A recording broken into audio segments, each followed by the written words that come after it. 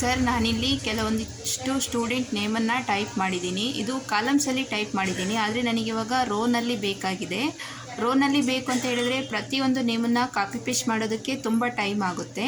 ಇಲ್ಲ ಅಂತ ಹೇಳಿದರೆ ಒಂದೊಂದೇ ನೇಮನ್ನು ನೋಡಿ ಟೈಪ್ ಮಾಡೋದಕ್ಕೂ ಟೈಮ್ ಆಗುತ್ತೆ. ಇದಕ್ಕೆ ಬದಲಾಗಿ ಬೇರೆ ಯಾವುದಾದ್ರೂ ಈಸಿ ಮೆಥಡ್ ಇದೆಯಾ ಸರ್? ಹೌದು, ಇದಕ್ಕೆ ಈಸಿ ಮೆಥಡ್ ಇದೆ. ನೀವೇ ಹೇಳಿದ ರೀತಿಯಲ್ಲಿ ಇಲ್ಲಿರುವಂಥ ಡಾಟಾ ಏನು ಸ್ಟೂಡೆಂಟ್ ನೇಮು ಅಥವಾ ಎಂಪ್ಲಾಯಿ ನೇಮ್ಸ್ಗಳಿದೆ ಅದನ್ನು ಟೈಪ್ ಮಾಡಬೇಕು ಅಂದರೆ ತುಂಬ ಲೇಟ್ ಆಗುತ್ತೆ.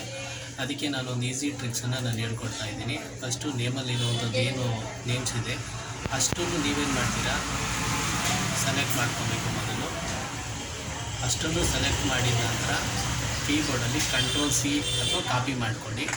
ಕಾಪಿ ಮಾಡಿದ ನಂತರ ನಿಮಗೆ ಎಲ್ಲಿಗೆ ಬೇಕು ಹಾರಿಜಾಂಟಲಲ್ಲಿ ಅಲ್ಲಿ ಮೌಸನ್ನು ಕ್ಲಿಕ್ ಮಾಡ್ಕೊಬೇಕು. ಮತ್ತು ಕೀಬೋರ್ಡಲ್ಲಿ ಆಲ್ಟು ಮತ್ತು E ಮತ್ತು ಎಸ್ಸನ್ನು ಪ್ರೆಸ್ ಮಾಡಿ ಈ ರೀತಿ ಒಂದು ಡೈಲಾಗ್ ಬಾಕ್ಸ್ ಓಪನ್ ಆಗುತ್ತೆ.